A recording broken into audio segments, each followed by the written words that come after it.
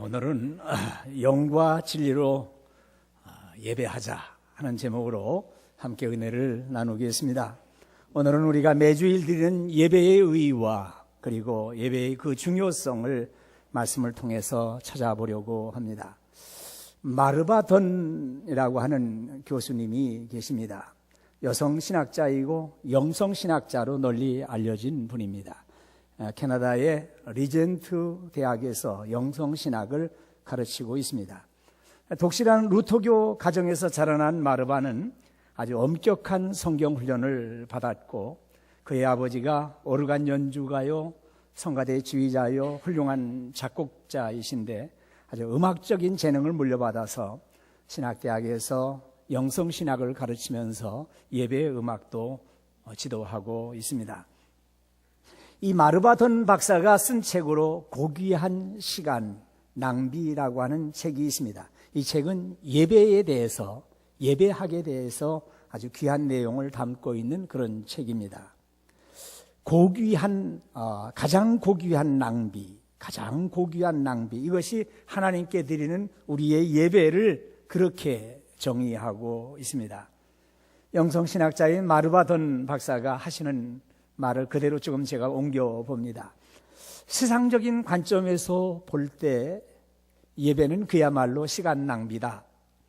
하나님께 점수를 따는데 도움이 되지도 않으며 우리의 존재 가치를 드높여 주지도 않기 때문이다. 그럼에도 고귀한 시간 낭비가 될 수 있는 것은 하나님이 우리의 예배를 받으시기에 합당하신 분이기 때문이다. 우주의 왕이신 하나님의 고귀한 광휘에 잠길 수 있는 기회, 하나님의 임재를 다른 사람들과 함께 누릴 수 있는 기회, 우리의 시간에서 벗어나 하나님의 나라의 영원한 목적에 들어가게 하는 기회, 우리가 그분의 계시하심으로 변화될 수 있는 기회가 주어지기에 비록 낭비되는 시간이지만 고귀한 시간이다. 그렇게 말하고 있습니다. 그가 책에서 강조한 가장 핵심적인 단어가 있다고 그러면 예배를 말하면서 광휘에 잠긴다. immersed in splendor이라고 하는 그런 말을 씁니다. immersed라고 하는 말은 형용사로 잠긴다, 묻힌다, 침례를 받는다. 그런 뜻이죠. 마르바돈의 말을 좀 더 인용을 해 봅니다. 그것은 마치 여름날 산속의 사파이어 빛 호수에 뛰어드는 것이다. 예배 또한 하나님의 무한한 광대하심과 숭고하심과 광채를 경험하는 사람들이 항상 느끼는 놀라움 속으로 뛰어드는 것이다. 고귀한 시간 낭비인 예배는 우리로 하여금 하나님의 숭고한 속성과 행위에 잠기게 하기 때문이다 하고 말을 합니다. 우리 하나님은 모든 영광을 받으시기에 합당하신 하나님이십니다. 하나님께서 우리를 불러서 초대해 주셨고 하나님의 아들 예수 그리스도를 죽으심으로 말미암아서 우리를 거룩한 자녀들로 성별해 주셨고 하나님 앞에 예배할 수 있는 자녀들이 되어졌습니다. 우리의 가진 최고의 것으로 온 정성을 다하여 예배하지 않을 수가 없습니다. 세상 사람들이 생각하는 시간 낭비와 같은 그렇지만 이 소중한 시간을 가장 고귀한 시간으로 예배하면서 헌신하고 있습니다. 20세기 최고의 신학자라고 하는 칼 바르트라고 하는 분은 예배를 이렇게 얘기합니다. 그리스도교 예배는 인간 생활을 영위하는 데 있어서 인간이 할 수 있는 것 중에서 가장 중대하고 가장 긴급하며 가장 영광스러운 행동이다 하고 그렇게 정의를 하고 있습니다. 폰 알멘이라고 하는 예배신학자는 그리스도교 예배는 그 본질에 있어서 하나의 사건이며 말씀과 성례전에서 역사하시는 성령을 통해서 그리스도께서 당신의 백성들과 만나시는 만남이다 하고 그렇게 정의를 합니다. 자, 우리는 참 수많은 예배를 드리고 있습니다. 하나님의 백성들이 하나님이 주신 창조의 은총과 예수 그리스도를 통해서 주신 구원의 은총을 깨닫고 감격해서 드리는 응답이 예배입니다. 하나님만을 예배하는 성도들은 온전한 영과 진리로 예배를 드려야 됩니다. 마음을 다 기울이고 거기다가 목숨을 다하고 뜻을 다하여서 하나님을 예배드립니다. 예배 시간에 하나님이 찾으시는 가장 근본적인 자세는 예배하는 사람들이 정성을 모아서 드리는 예배입니다. 타의에 의해서 마지못해서 사람들에게 보이기 위해서 그런 예배가 아니라 감사와 기쁨이 넘치는 자유적인 예배, 자발적이고 헌신적인 그런 예배로 하나님을 기쁘시게 해드려야 합니다. 예배는 사람들을 고치고 인격을 바꿀 수가 있습니다. 예배를 통해서 관계가 회복되어지고 생명을 살립니다. 예배드리는 사람들은 절망이 있을 수가 없습니다. 우리들 중에 좀 힘들어서 낙심하고 있는 성도들이 있습니까? 하나님은 우리의 능력이 되십니다. 온 우주 만물을 말씀 한마디로 창조하신 하나님은 살아계신 하나님, 우리의 아버지 하나님이십니다. 사람들로는 할 수 없는 일들이 많다고 하더라도 우리 하나님은 다 하실 수가 있습니다. 한 주간 동안에 우리들은 사모하는 마음을 가지고 주일을 기다렸다가 예배를 드리고 있습니다. 오늘 예배 잘 드리시고 하나님 만나고 하나님의 능력 받아서 한 주간 동안 또 힘있게 살아갈 수가 있습니다.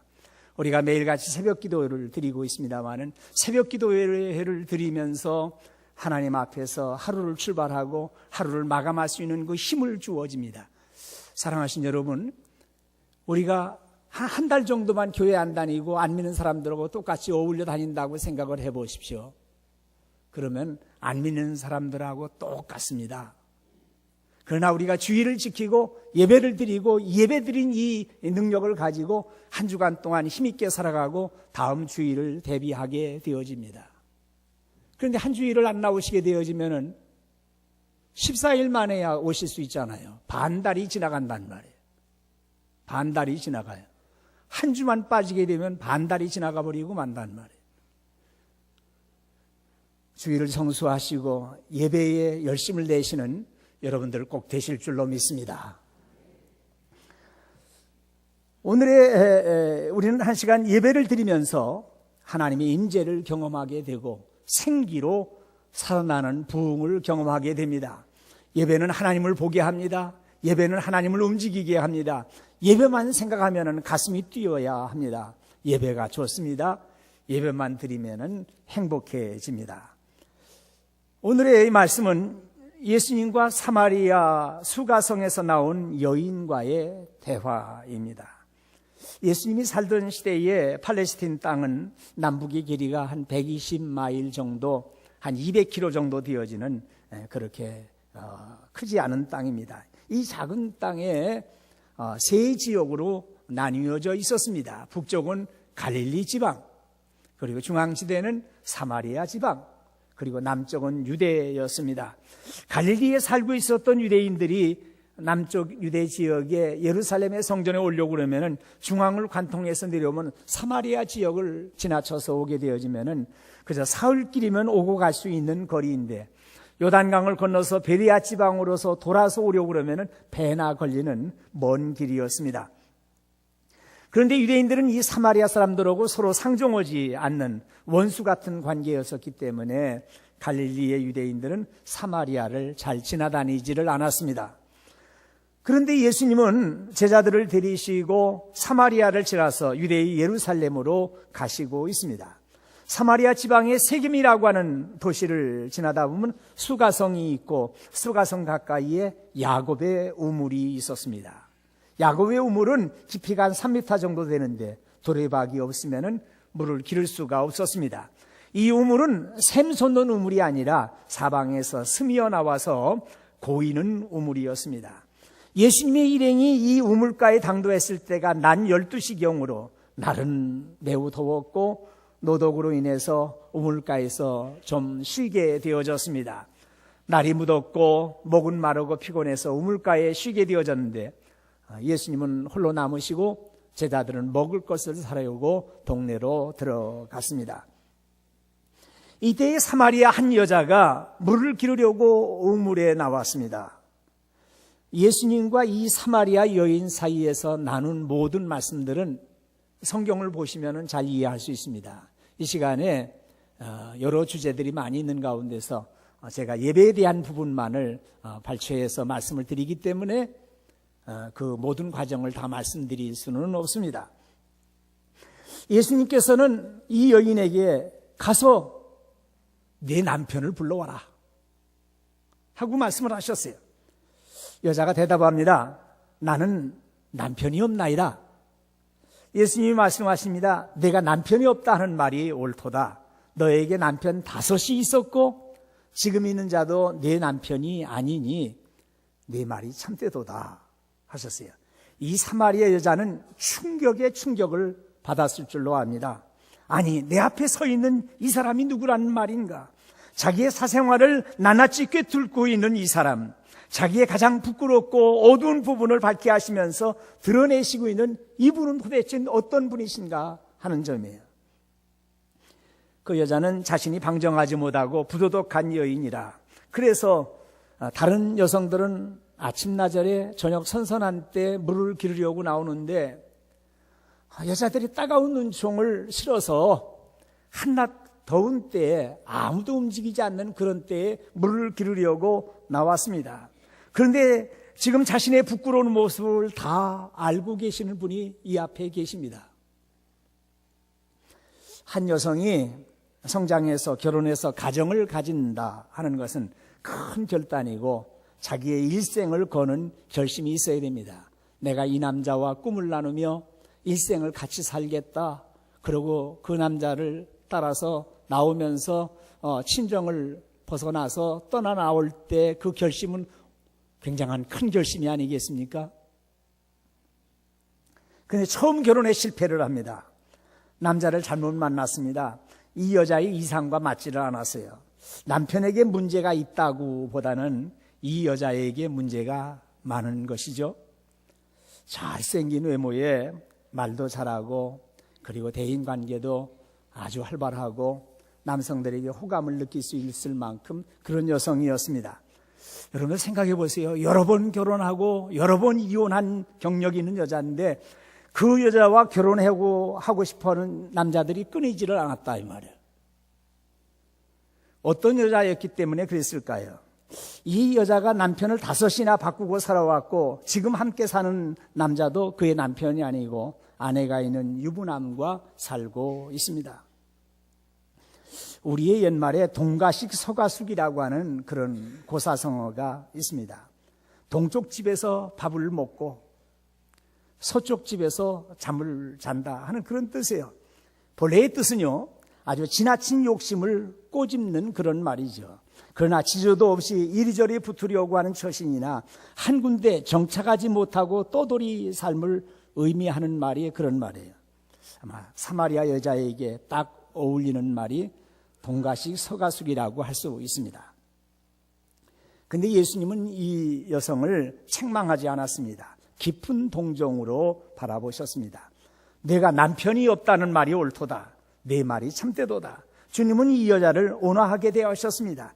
야, 이 사악한 여자야, 이 가늠한 여자야, 회개하지 않으면 지옥 간다. 이런 말씀도 하지 않으셨어요.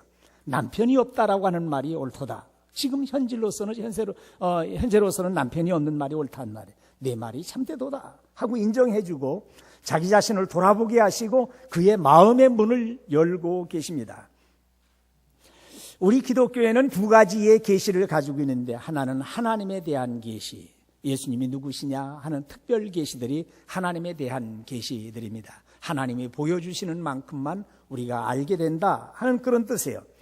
그런데 우리들 스스로 우리의 진솔한 모습을 찾아볼 수가 없습니다. 예수 그리스도의 임재 안에서만 우리 자신이 누구인지 어떤 사람인지 어디까지 왔는지를 자신을 알아보게 되어집니다. 자신을 깨우치고 하나님 앞에서 철저한 죄인이고 용서해 주시는 하나님이 필요하다는 것을 아는 데는 성령님의 밝은 조명, 하나님의 계시가 우리 안에 임할 때 우리 자신에 대해서 비로소 알게 되어집니다. 이 사마리아 여자는 예수님을 향해서 주여 내가 보니 선지자로소이다 하고 고백합니다. 자신의 진솔한 모습을 돌아보니까 한없이 부끄러운 죄인이었습니다. 이 여자가 하나님 앞에 나아가서 제물을 드리면서 속죄제를 드리고 화목제를 드리면서 용서를 빌고 싶었습니다. 이 여성도 아브라함의 자손이었고 일생 방탕하게 살다가 영원한 형벌에 떨어지고 싶은 그런 사람은 아니었습니다. 자기 자신이 미웠고 추한 모습이 싫었습니다.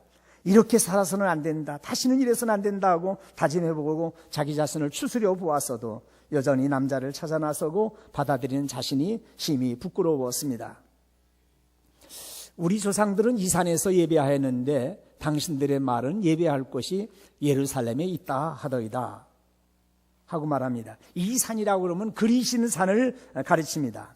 사마리아 사람들은 역사를 잘 왜곡하는 사람들입니다. 사마리아 사람들은 선지서 같은 것은 인정하지를 않고 모세 오경만을 경전으로 받아들였는데 자기들에게 맞도록 왜곡했습니다.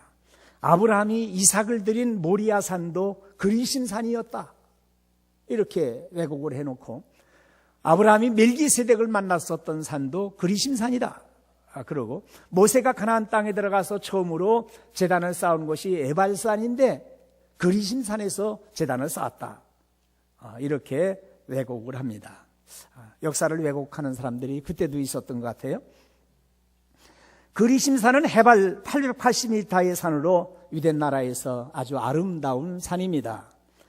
그리심산은 성경에 나오는 축복의 산이고 맞은편에는 에발산이 좀 더 높은 산인데 940m의 에발산은 저주의 산입니다. 모세가 이스라엘 백성들을 이끌고 가나안 땅에 들어오면서 처음 제단을 쌓고 그리고 백성들을 6지파씩 2대로 나누어 가지고 한 대는 에발산으로 올라가게 하고 또 한 대는 그리심산으로 올라가게 했어요. 그리심산에서는 축복의 말씀을 선포하고 아멘 아멘 했고, 그리고 에발산에서는 하나님의 말씀대로 살지 않으면 저주를 받을지어다 아멘 아멘 그러면서 저주를 선포한 산이에요. 여러분들 두 산 중에서 축복한 산이 좋은 산이에요, 저주한 산이 좋은 산이겠어요? 그야말로 축복한 산이 더 좋은 산이죠. 에발산 저주한 산은 민둥산이에요. 나무 한 그루도 없는 민둥산이고 축복한 그리심산은 나무가 많고 숲이 울창한 그런 좋은 산이 되어졌어요. 여러분들 축복의 언어를 잘 사용하셔야 돼요. 누구한테도 축복의 언어를 쓰셔야 돼요. 여러분들 음식을 먹을 때도 음식을 앞에 놓고서 축복의 언어를 사용해야 돼요. 감사의 기도를 드리고 축복하는 언어를 사용해야 돼요. 어디 나가서 식사를 했는데 조미료가 많이 들어갔다 그러면서 소화가 안 된다고 그러잖아요. 그날 여러분들 특별히 기도 안 하셨을 것 같아요. 축복하는 기도를 안 하고 정신없이 식사를 했는데 소화가 안 됐어요. 아마 음식을 만드는 사람이 아이고 바빠 죽겠는데 그냥 이 음식 만드느라고 그냥 속을 끓여가면서 음식을 만들어서 내왔어요. 여러분들 이거는요, 과학이 증명하는, 양자 물리학에서 과학이 증명하는 밀입자 운동이에요. 밀입자. 우리의 모든 언어, 모든 것이 다 밀입자로서 밀입자를 건드려 가지고 밀입자가 반응을 하는 것이죠. 그러니까 감사하는 언어, 축복하는 언어를 사용하면은 그래서 그것이 복되게 돌아옵니다. 축복하는 언어를 사용해야 돼요. 자, 그리신 산에다가 성전이 세워진 것에 대해서는 성경에 나오지 않지만은 그리신 산에 성전이 있었던 것으로 우리는 성경을 통해서 추정할 뿐입니다. 주 1세기의 역사가인 요세퍼스라고 하는 분이 남겨놓은 글을 보면은 이 성전의 역사에 대해서, 그리심산의 성전의 역사에 대해서 잘 나타나고 있습니다. 때는 주전 330년대로 거슬러 올라가야 됩니다. 이때는 페르시아가 세계를 지배하고 있었을 때였습니다. 사마리아 지방은 유대 총독이 다스리지 않고 또 다른 총독이 사마리아 총독이 다스리고 파견되어 있었습니다. 이 사람의 이름이, 사마리아 총독의 이름이 산발랏입니다. 물론 구약의 느헤미야 시대 때 산발랏이라고 하는 총독이 있었는데 1세라고 할 수 있고, 지금은 산발랏은 3세로 한 100년어간의 차이가 나는 분이에요. 페르시아의 황제인 다리우스 3세가 사마리아 총독으로 구타인 출신의 산발랏을 임명을 했습니다. 이 사마리아를 다스리고 있었던 페르시아의 총독 산발랏에게는 니카소라고 부르는 딸이 하나 있었어요. 산발랏은 정치적인 중요성을 인식해가지고 남왕국 유다의 제사장인 므낫세라고 하는 사람을 사위로 맞이를 했습니다. 이 므낫세의 제사장은 대제사장 요하난의 작은 아들이었어요. 아버지 요하난이 죽으면서 그의 장자 야두야가 대제사장의 직위를 물려받았고, 그 무렵에 므낫세라고 하는 작은 아들은, 이 제사장은 사마리아의 총독 산발랏의 딸인 니카소하고 결혼을 한 것이죠. 그런데 유대인들이 제사장 므낫세에게 요청을 합니다. 이방 여인과 이혼하든지 아니면 제사장직을 그만두라고 압력을 가하게 되어졌습니다. 이 므낫세는 장인에게 알렸습니다. 산발랏은 므낫세에게 내가 이 사마리아로, 네가 사마리아에 오면 대제사장직을 주고, 그리고 자기 후임으로 사마리아 총독이 될 수 있도록 하겠다 약속을 하면서, 그리고 그리심산에다가 성전을 아예 지어줄게 하고 약속을 합니다. 이때 이방인들하고 결혼했었던 적지 아니한 제사장들이 따라 나와서 사마리아로 왔고, 이 산발랏 총독은 이들에게 돈도 주고 토지도 하사를 합니다. 산발랏은 유대인들을 자기의 인척관계에 둠으로 해서 유대인들의 환심을 사려고 했습니다. 사마리아의 성전, 사마리아 그리심산의 성전과 사마리아 사람들의 종교 생활은 이렇게 유대 사독 계열의 정통 제사장들이 가담하면서 자라나고 있었던 유대교의 한 분파라고 이해를 하면 될 것입니다. 당시 근동 지방은 국제 정세가 아주 불안해졌습니다. 페르시아를 치고 있는 헬라의 알렉산더 대왕이 페니키아 이 두로를 공략 중에 있었습니다. 사마리아의 총독 산발랏은 즉시 8,000명의 원군을 보내서 알렉산더 대왕을 지원을 했습니다. 이러한 충성심의 대가로 그리심산에다가 성전을 건축하는 것을 허락을 받습니다. 역사가 요세포스의 주장을 그대로 받아들인다고 그러면 알렉산더 대왕이 팔레스틴 땅에 도착을 해서 성전 허가를 내린 것이 주전 332년이니까 4세기 말엽에 성전 건축이 완공되어졌을 것으로 봅니다. 그 후에 유다의 독립운동이 일어나면서 제사장들인 마카비우스 형제가 일어나서 유대의 하스모니안 왕가를 재건을 합니다. 그 하스모니안 왕가의 힐카누스라고 하는 사람이 사마리아를 쳐들어가서 그리심산에 있는 성전을 불살라버리고 말았습니다. 이 성전은 200년 만에 폐허로 변해버리고 말았습니다. 그러다가 주전 65년에 로마의 집정관이었던 폼페이우스가 팔레스틴을 점령하면서 사마리아는 유대의 간섭에서 벗어나고 그리심산에다가 성전을 건축하고 그들 나름대로 종교 생활에 전념하게 되어집니다. 그것이 그리심산의 성전의 역사라고 할 수 있어요. 다시 본문으로 좀 들어가 보면은 이 여자의 마음속에는 자기는 죄인이라고 하는 점과 하나님 앞에 나아가서 속죄 제사를 지내면서 하나님 앞에 용서받고 싶은 심정이 있었어요. 그러면 하나님 앞에 제물을 드리고 싶은데 그리심산 성전으로 가야 하는지, 유대인들이 말하고 있는 예루살렘의 시온산 성전으로 가야 하는지 알고 싶었습니다. 지금 선지자와 같으신 분에게 예배할 수 있는 참된 장소를 묻고 있습니다. 그 시대에 죄를 용서받으려고 그러면은 제물을 가지고 성전에 나아가서 속죄 제사를 지내야 됐어요. 사랑하신 여러분, 우리들도 많은 허물과 죄악이 있지 않습니까? 하나님 앞에 나와서 죄를 고백하면서 회개할 때 옛날 다윗이 회개함으로 의롭다 하는 말씀을 들었던 것처럼 우리도 하나님 앞에 나와서 예배 시간에 죄를 회개하고 기도해야 돼요. 예수님은 하나님을 만나기 위해서는 어떤 특정한 장소를 찾을 필요가 없는데 그리심산도 아니고 예루살렘의 시온산도 아니라 아버지께 예배할 때가 이른다고 하셨어요. 어느 곳에서든지 진정한 예배를 드리면 하나님을 만날 수 있게 되어집니다. 21절로 22절에서 예수께서 이르시되 여자여 내 말을 믿으라.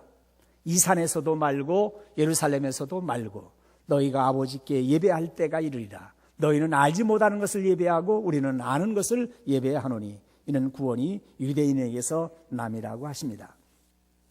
우리 주님이 유대인으로 나셨고요, 유대인들은 복음의 전달자가 되어집니다. 사마리아의 전통을 따라서는 안 되고 유대의 전통을 따라야 된다고 하는 말씀이에요. 이스라엘 나라는 온 세상에 제사장 나라로 세우셨기 때문입니다. 23절 말씀 우리 다 같이 한번 봅니다. 아버지께 참되게 예배하는 자들은 영과 진리로 예배할 때가 오나니 곧 이때라. 아버지께서는 자기에게 이렇게 예배하는 자들을 찾으시느니라 하십니다.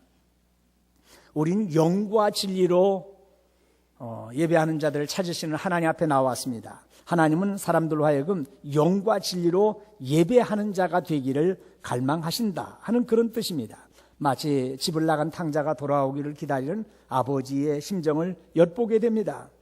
하나님은 영과 진리로 예배하는 자들을 찾고 있으십니다. 잃어버린 양을 찾는 심정으로 하나님은 예배하는 자들을 찾고 계십니다. 24절 말씀이에요. 같이 봅니다. 하나님은 영이시니 예배하는 자가 영과 진리로 예배할지니라 하셨어요. 우리 하나님은 영이십니다. 시간과 장소를 초월하십니다. 하나님의 본질적인 속성이 영이십니다. 하나님이 영이시기 때문에 하나님과 교류할 수 있는 하나님의 형상대로 지음받은 우리에게도 영을 주셨어요. 영혼을 주셨다고요. 그래서 영으로, 우리의 영으로 응답해야 됩니다. 영과 진리로 예배하라고 하는 말씀은 영과 진리 안에서 예배하라고 하는 말씀입니다. 우리의 영은 하나님과 교류할 수 있고 교제할 수 있습니다. 진리는 성실이나 정직이 아니라 예수님 안에 계시되어진 진리를 말합니다. 진리의 영이신 성령님의 인도함을 받아서 우리 영이 하나님 앞에 나아가야 됩니다. 예수 그리스도 안에 계시되어진 진리, 구원의 진리, 하나님의 구원하시는 은혜를 받은 그 진리입니다. 하나님이 원하시고 하나님이 기뻐하시는 예배는 영적인 태도에 달려 있습니다. 영으로 드리는 예배, 마음을 다 기울이고 목숨을 다하고 뜻을 다하고 우리 영혼이 하나님 앞에 나아가야 됩니다. 그리고 구원받은 감격이 있는 진리의 말씀을 확신하면서 구원받은 감격을 가지고 예배를 드려야 됩니다. 우리의 드린 예배는 하나님과의 만남입니다. 하나님이 찾으시는 예배는 장소와 시간을 초월하고 영과 진리로 예배 드려야 됩니다. 이 세상에는 참된 예배도 있고 거짓된 예배도 있습니다. 드리는 예배, 드려야 하는 예배들 구별할 수가 있습니다. 아무리 주일날 나와서 함께 예배를 드렸어도 마음과 뜻과 정성을 다 기울여서 영과 진리로 예배 드린 분도 있고 그냥 예배 보고 가신 분도 있고 그렇습니다. 예전에는 왜 그렇게 예배 보러 가자고 하는 말을 많이 했는지 몰라요. 예배 보고 가신 분들이 있어요. 사람도 보고 건물도 보고 예배 드리는 과정도 보고 그러고 가시는 분들도 있어요. 우리는 하나님을 만나야 됩니다. 하나님만이 우리의 예배를 받으십니다. 하나님의 거룩한 교통은 영과 영의 만남으로 이루어집니다. 거룩한 반응이 일어나야 됩니다. 하나님을 만난 사람들은 달라집니다. 변화될 수밖에 없습니다. 하나님을 만났기 때문에 그렇습니다. 시편 42편 1절 말씀에 보면 우리 같이 읽어봅니다. 하나님이여 사슴이 시냇 물을 찾기에 갈급함같이 내 영혼이 주를 찾기에 갈급하니이다 그랬어요. 우리는 목마른 사슴이 시냇물을 찾기에 갈급함같이 우리 영혼이 주님을 찾기에 갈급해야 됩니다. 이 갈급하다라고 하는 말의 히브리 말은 아라그라고 하는 말인데 열망하다, 간절히 바라다, 아주 갈망하다 그런 말씀이에요. 갈급해야 돼요. 갈급해야 돼요. 요에서에는 헐떡거리다라고 번역을 했습니다. 들짐승들도 주를 향하여 헐떡거리오니 그랬어요. 진정한 예배에 목말라 해야 됩니다. 이 사마리아 여자는 다시금 자기의 가장 깊은 그런 그 영적 문제를 가지고 질문을 합니다. 25절 말씀에 여자가 이르되 메시아 곧 그리스도라 하는 이가 오실 줄을 내가 아노니 그가 오시면 모든 것을 우리에게 알려주시리이다 하고 말씀을 했더니 우리 주님께서 대답합니다. 예수께서 이르시되 내게 말하는 내가 그라 하고 말씀을 하십니다. 내가 지금까지 말하고 있는 그리스도가 바로 나다 하고 말씀을 하셨어요. 예배에 있어서 신앙 고백이 빠지면 그것은 예배가 아닙니다. 주님은 그리스도시요 나의 하나님이시요 나의 생명이시요 나의 전부이십니다 하고 고백을 해야 돼요. 우리 하나님은 지금도 오늘 또 이 시간에도 예배하는 자들을 찾고 계십니다. 예배드리는 자세도 보십니다. 예배드리는 사람은 예수 그리스도 안에서 예배드려야 됩니다. 그리스도의 영이 없는 사람들은 그리스도의 사람이 아닙니다. 우리는 영으로 예배를 드리는 사람들이에요. 그래서 그리스도의 영으로 내 안에 나의 영이 그리스도의 영으로 바뀌어져서 그리고 정성이 들어가는 예배를 드립니다. 말씀을 마치려고 합니다. 예수 그리스도로 구원받은 감격을 가지고 드리는 예배여야 합니다. 우리는 이 시간 진실하게 하나님을 만나야 합니다. 가식으로 만나는 것은 하나님이 기뻐하시지 않습니다. 정직하고 진실하게 하나님을 만나야 합니다.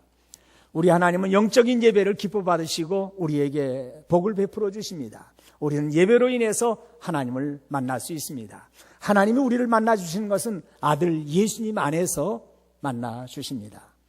독생성자 예수 그리스도를 허락해 주신 하나님 아버지의 은혜를 생각하면서 하나님을 기쁘시게 하시는 예배에 바른 예배를 잘 드리시는 여러분들이 다 되시기를 주님의 이름으로 축원드립니다. 기도하십시다. 은혜로우신 우리 하나님 아버지, 은혜를 감사합니다. 사모하는 마음을 가지고 일주일을 보내고 하나님 앞에 한 걸음에 달려와서 하나님 앞에 예배를 드립니다. 온 정성을 다 기울이고 마음을 다 기울이고 우리의 영과 진리로 예배를 드리고 있습니다. 사랑하는 성도들이 드린 예배를 기뻐 받아주시고 하나님 만나고 하나님의 능력을 체험하고 하나님의 말씀을 간직하고 나아가서 능력 있게 살아가는 또 한 주간이 될 수 있도록 인도하여 주시옵기만을 원합니다. 사슴이 시냇물을 찾아 갈급한 것처럼 우리 영혼이 하나님을 찾기에 갈급하는 그런 마음으로 하나님 앞에 나왔습니다. 항상 하나님으로 기뻐하게 하시고 우리 하나님으로 인해서 능력 있게 하시고 승리하도록 인도하여 주시옵소서. 감사드리옵고 우리 주님 예수 그리스도의 이름으로 기도하옵나이다. 아멘.